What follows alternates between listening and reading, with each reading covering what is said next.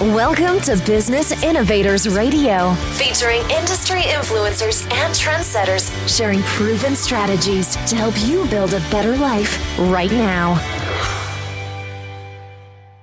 Hi, everyone, and welcome to the show. We're back again with another guest who's most certainly an impact maker within her own rights. And we're going to find out just why in a few short moments. But first, let's take a quick minute to introduce her to the show. Now, my guest today is someone who helps students first and foremost, and then her community secondly.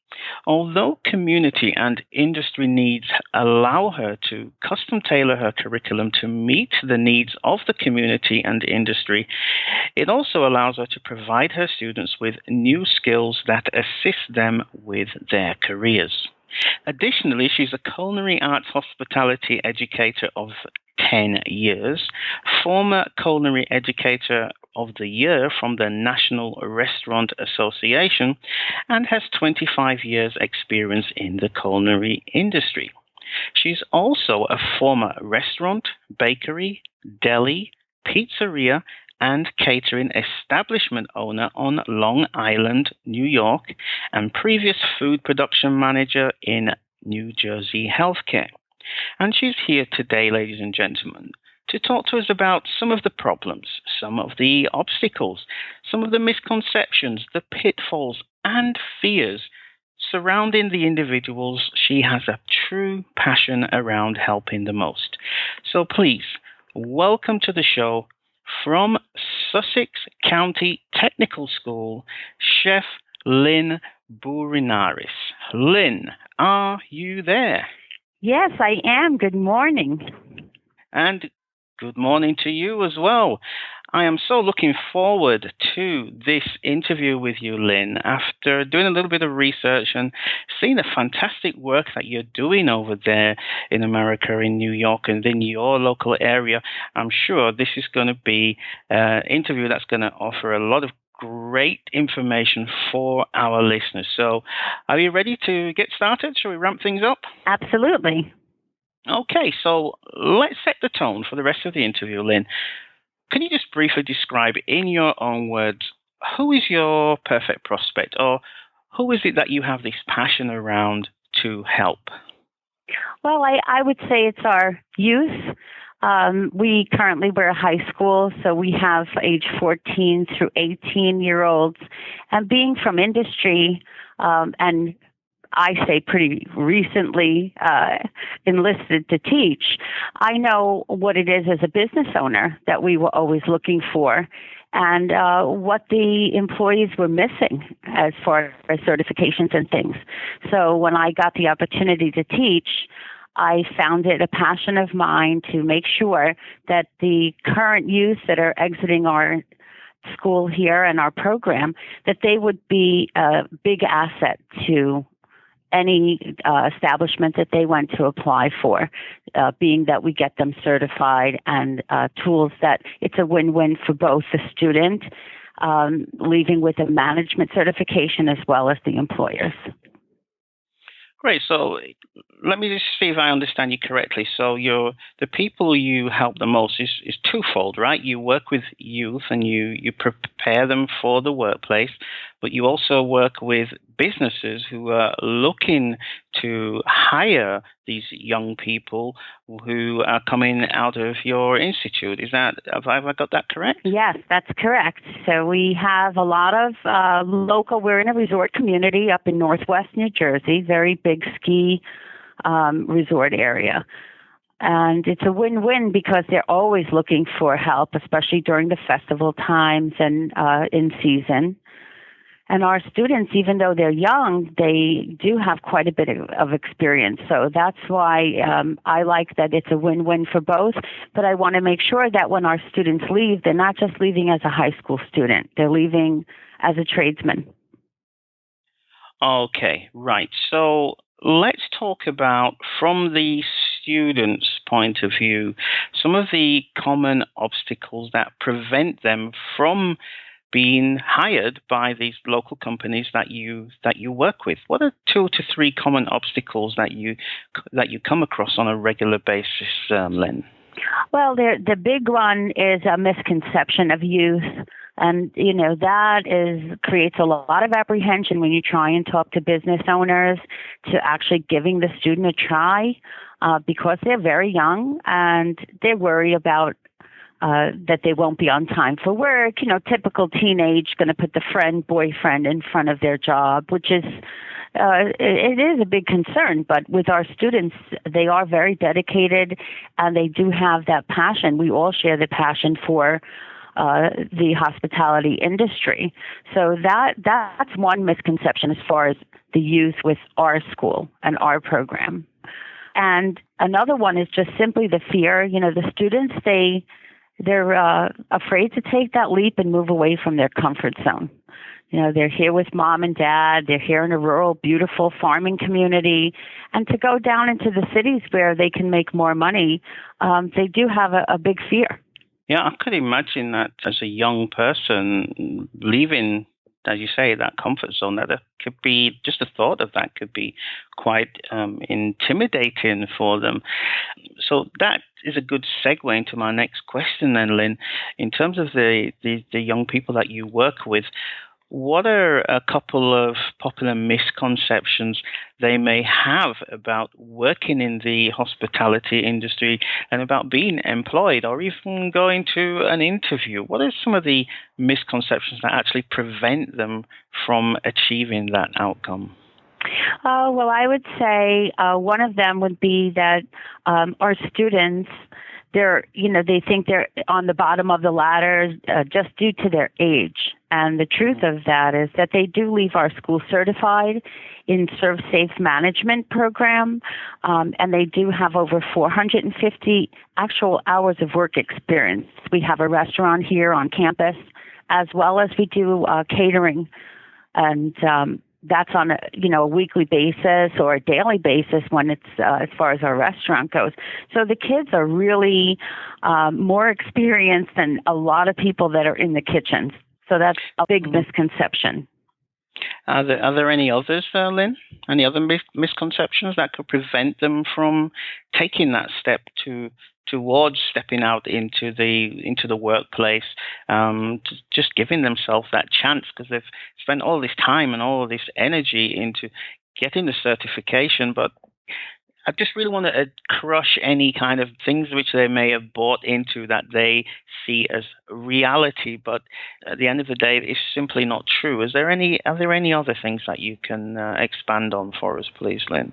Sure. Well, there's a lot as far as how businesses perceive this generation, and a lot of it is that the generation has a lack in sense of urgency and work ethics, because most of teenagers do, especially the ones that it's full of technology these days. Everything's at their fingertips, and it's very difficult. So they do get labeled, and it throws a wrench into the mix for the youth that are leaving.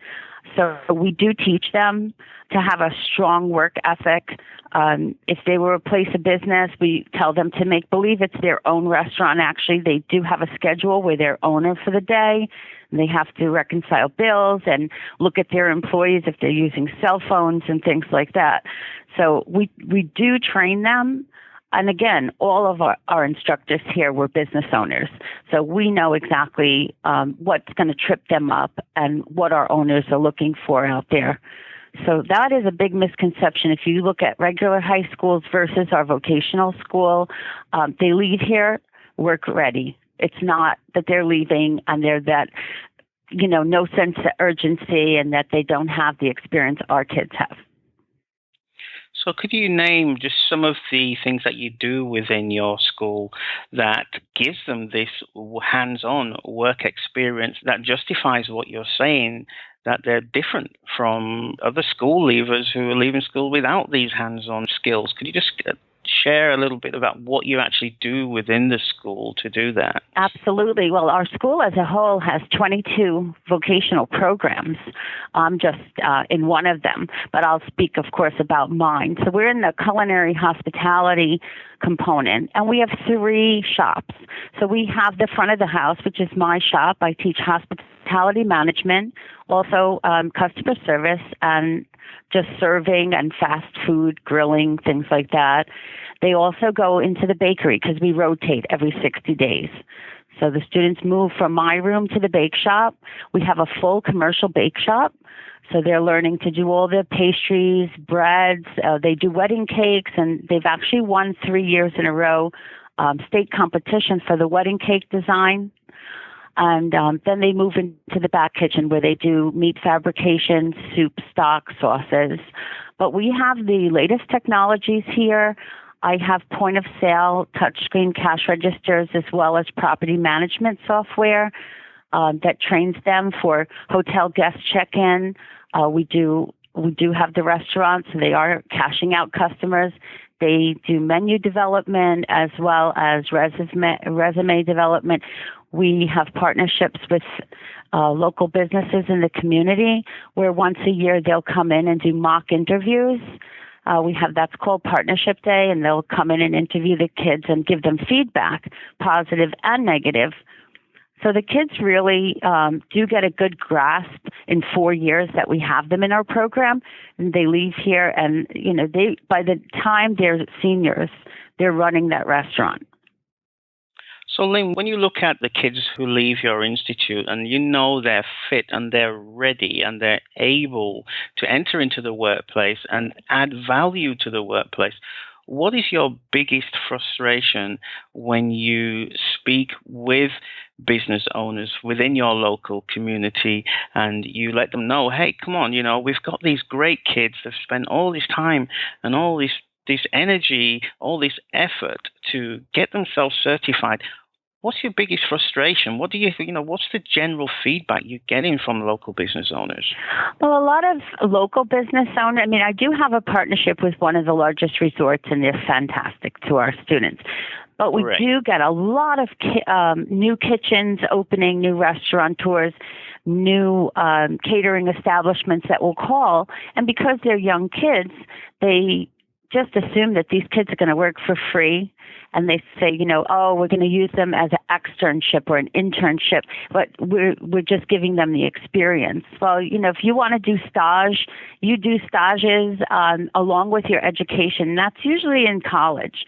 That's not in high school where these kids need to get money to go to college, especially when they have all this experience they bring to the kitchen, that all you have to do is tell them what the menu is, and they're off and running and doing all the work that they need to do to fabricate your meal. So it's frustrating to me. I'd like to see more of them offering the kids a living wage. So what's the alternative for a local business owner if he's not taking on these highly qualified students of yours? Where are they getting their skilled workers from? Well, a lot of them have a very high turnover rate. So that is going to be, unless they can nip that in the bud and decide that they're going to pay the student, because the ones we have partnerships with, they actually custom tailor their shift so they can go to college and then go to work. And they have kept them on for years. So the ones that I have, about 20 kids working still, and they have been there for 4 years. So, that's very good. So in terms of cost saving, because that's one of the biggest things for every business owner out there, what would you say to any business owner that's listening to this show right now?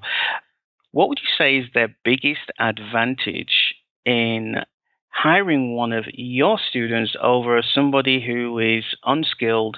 They're paying them less, but they're unskilled. Why would they even want to choose one of your students instead? Oh, well, I would say for the ones that we have on our CIE program, which is our work study program, that's a wonderful win-win for both student and business owner, where it doesn't matter the field. If they have a local vocational school in their area, they can call up, and the seniors, instead, in lieu of going to their shop program for the afternoon, they would sign out of school and go work, and the business owner gives them their grade, and they also pay a minimum wage. So that's a way to introduce the student to the business owner and have the business owner try the student out. And still the student's making some money, but it's in exchange for the grade. And then once the student graduates from high school, of course, they're hoping that that business owner is going to take them on full time and give them, a decent wage. But it's a win-win because they each get to try each other out. Okay, but could taking on an unskilled worker who you pay less turn out to be more expensive than actually taking on somebody who's more skilled? Oh, well, not in the case of the CIE program, because our school and most schools will pay the insurance for that student that's coming to work for you. So you do have a savings advantage as far as that, that you don't have to worry if a student should have an accident or something. But you are taking our senior program participants, so they already have 3.5 years in industry working all these hours. And that's even if it's auto mechanics, engineering, medical arts. It doesn't matter. The seniors are the ones who are leaving, and they're getting ready to graduate. So they pretty much have their stuff together. Mm. I mean, I'm not from the culinary hospitality industry, but I can just imagine if I have person A who is unskilled, is somebody I've taken from the street or has been recommended to me by a friend, a young person come into my restaurant, and I have someone who's done their time in your institute, that even though I may have to, even on face value, I may have to pay somebody from your institute more money, it would actually save me more money in the long run, because the unskilled person, I would have to spend more time training them, telling them things, correcting mistakes that they would make that someone from your institute wouldn't make because they've had the training. Is that absolutely? Am I right? Yeah. I want to shine the light on that, because if business owners listening, could you just expand a little bit on that for us, please, then, Lynn? Absolutely. So when our students leave, every single one of them, because of the way our facility is set up, it is set up like an actual kitchen line, cooking line. We have all the equipment and more equipment, some that the regular people wouldn't have. But our students are so familiar with that every single one of them that has gone into industry, and it doesn't matter. I mean, I have people working in Disney, in cruise lines. I have a flight attendant. I mean, it spreads out to be so many more things than just restaurants and catering halls. But those kids say the only thing missing is the instructor, that they feel so at home and comfortable in their environment. And that means that we did a good job here to acclimate them. And that's a win situation for the business owner, because if the student feels right at home, then they're going to have less mistakes. I mean, then it's just about learning that company's menu and where they keep their stuff, because the kid already knows what to do. Perfect. Now, I just want to take the focus back to the young people that you work with, because we've just spent a good 5-10 minutes addressing the issues of the business owners. Let's talk a little bit about the kids. When you think about them, Lynn, let's just talk about some additional pitfalls that they should be aware of, that once they leave your school, once they're trying to get employment, what are some of the pitfalls that they should be mindful of, they should be careful of, things that they should really, really know? Can you just share some of those, please? Absolutely. A lot of it is the actual time that they're going to be on their feet in our industry. Not have breaks, sit down for lunch, have a social situation with family, because holidays we're working. That's something that they can't get that experience in full here because we're a school. We're not open 24 hours a day for them to get that full experience. That's one. But another one that breaks my heart is that most of these kids want to move on and go to a professional culinary institution, which costs about $45,000 to $50,000 a year for them to go. And it's very sad when they graduate and come out, they're getting paid minimum wage or a little bit more. And that compared to the cost of tuition is outrageous. Wow. $50,000. What do they do? What's the solution to that, Lynn? Well, I find that if they're going to have training from us and go to a community college that's going to offer them just as much training, we have a lot of community colleges, and I'm sure all over have community colleges that are far less expensive. It's just a fraction of the cost. And they can get the same education because the tools are the same, the terminology is the same, and it's all about your experience in the field. Just because you're graduating from culinary school with a diploma doesn't mean that you're a chef. You still have miles to go. Mm. Okay, earlier on you spoke about some of the fears that can prevent them from stepping out there into the world and trying to get the employment that they dream about. But I just want to focus the spotlight on that right now, because I'm sure there are many, many more of these fears that hold them back. Can you just expand a little bit on that for us, Lynn, so that any of your students listening to this know that, it's maybe not such a bad thing that I have this fear, and how they can live with it, how they can cope with it, and how they can turn that around to actually be an advantage for them? Absolutely. A large fear that they do have is the actual interview process that they have to go through.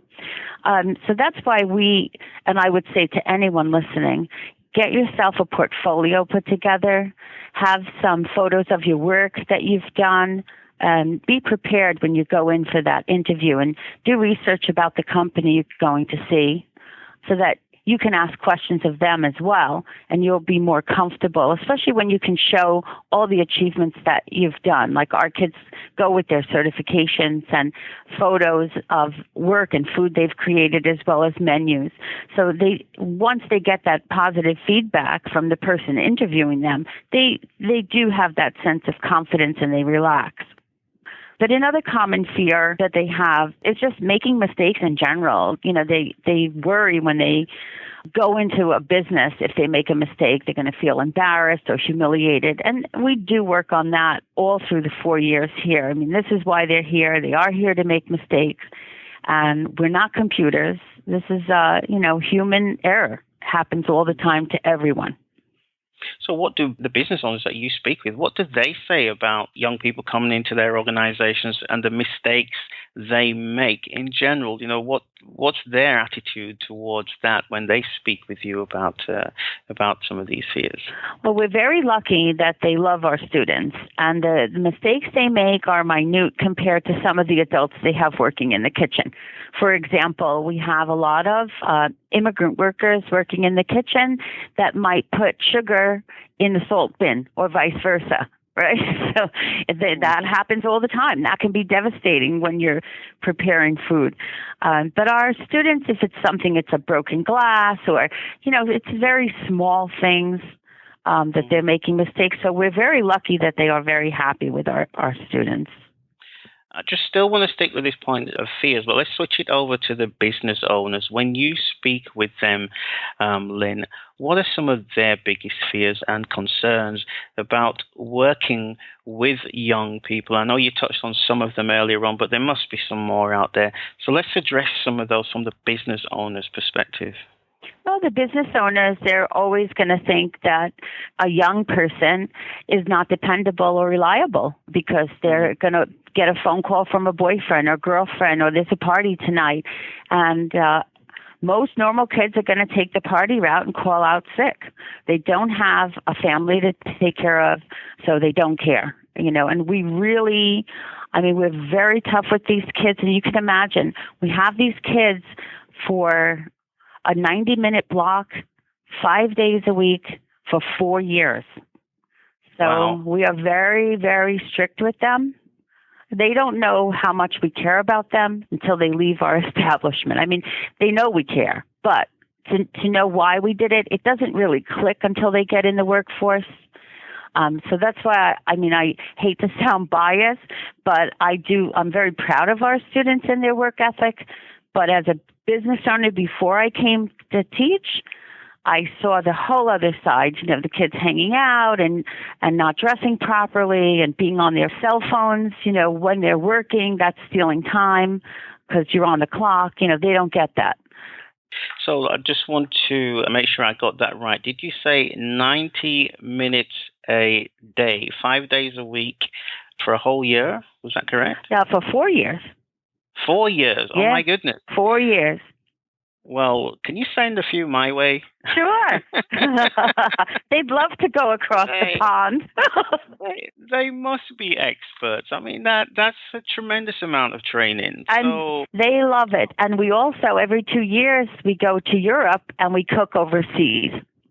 Well, I sure hope, Lynn, that any business owner that is listening to this and has any doubt whatsoever about even just getting in contact with you, based on what you just shared there, that is a catalyst for them to pick up the phone and say, hey, let's have a chat about some of these young people that you're doing this tremendous work with.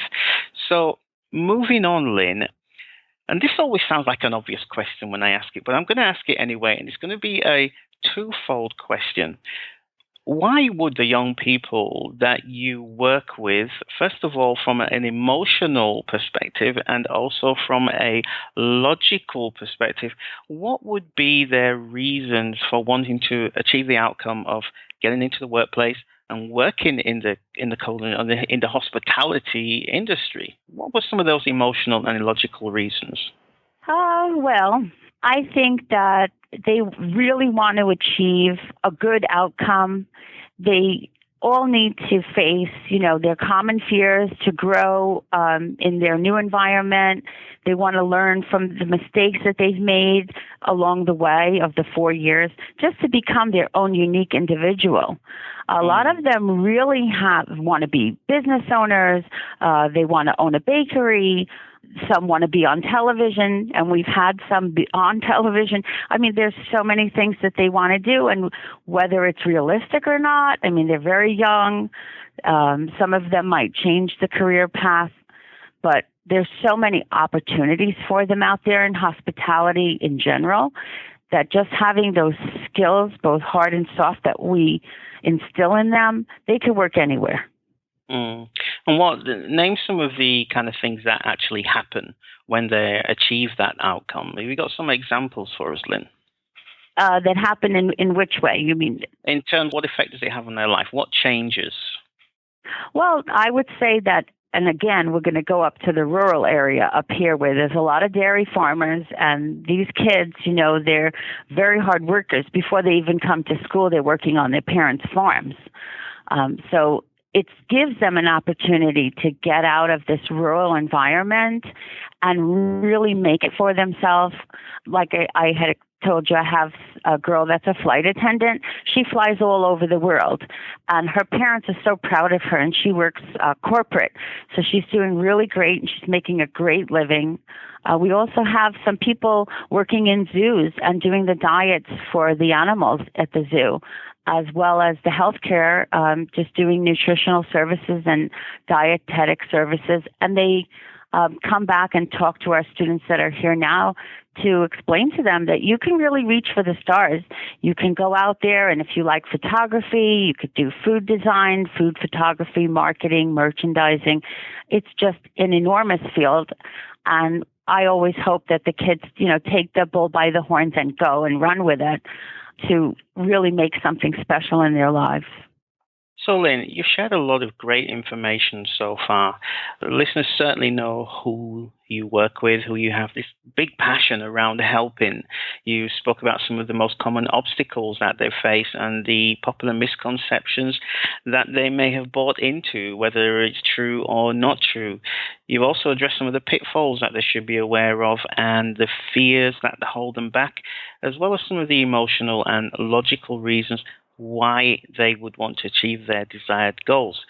So now that we know all of that, Lynn, let's talk a little bit about your solution. I mean, you've mentioned the school already, but let's just go into it a little bit of detail. Let's keep it brief, however.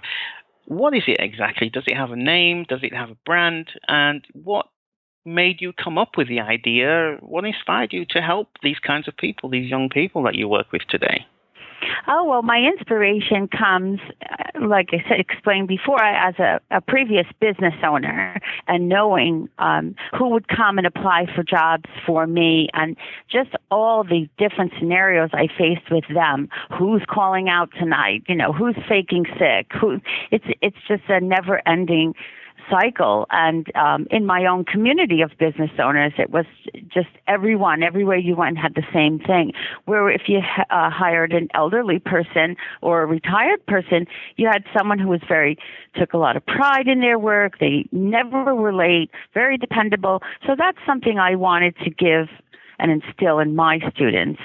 So my solution was to give them enough training and on-the-job interview skills, as well as, to establish as many partnerships as I could with different resorts, restaurants, and cruise lines, hotels, all, locally as well as across the country where the student's going to go on to college, to help the student become acclimated to the workforce and have the updated skills as well as the certifications that they needed. And that makes them employable and a great choice for our business partners, which in turn means success for our students. And the certifications that they leave with save our resort owners and restaurateurs $800 per student, per employee, that they don't have to send them for that certification. Okay, fantastic. Lynn, it sounds like you are doing some really good work over there. It's highly commendable that you're dedicating your life to helping these young people and helping, in turn, helping your local community. It's great work, and I'm going to do everything that I can to help and support you by getting this message out through this interview. If there are any individuals, young people, who are listening to this, or even local business owners that are listening to this show, and they're thinking, I need to get to know a little bit more about Lynn and what she's doing and the work she's doing over there. I need to know how that could benefit my business, or from a young person's perspective, I need to know more about this school. It sounds just like something that could help me. If that's the case, then, Lynn, what's the best way for those people to get in touch with you? The best way would definitely be via email. My email address is lbourinaris@sussex.tech.nj.us. Okay, I will ensure that those contact details go alongside your show notes. Do you have any other contact details, Lynn? They could call me at work. And do you want the telephone number? Yes, please. Thank you. It's area code 973-383-6700, and I am at extension 207. And what would be the times to call that number? Because it's a school, so I guess there are opening and closing times. Yes, from 7 a.m. Eastern Standard Time until 2 p.m. Okay, guys, so we know Lynn is, she's one of those hot girls, so no calling her after 2 p.m., right? No private calls. This is strictly business. Okay. Lynn, forgive me. I love to have fun. If you don't have fun in your work, then what's the point? Okay? Absolutely. Lynn, it's been amazing. We've come to the end of the show, unfortunately. So before we say our goodbyes, do you have any final thoughts for anybody who's listening to this show out there? Well, I'm going to say that the final thought is just reach for the stars and follow your heart and your passion, and you can just do amazing things in life. Perfect. Couldn't put it any better. Ladies and gentlemen, that's it for another show. This was yours truly, Stuart Alexander. And remember, perfection is not when there is nothing left to add. It's when there's nothing left to take away. Lynn, a final goodbye. Can you say goodbye, please? Yes, goodbye, Stuart. Thank you so much. You are so welcome. Thank you for your time, Lynn. And thank you to our listeners. Take care, and we will talk real soon. Thanks for listening to Business Innovators Radio. To hear all episodes featuring leading industry influencers and trendsetters, visit us online at businessinnovatorsradio.com today.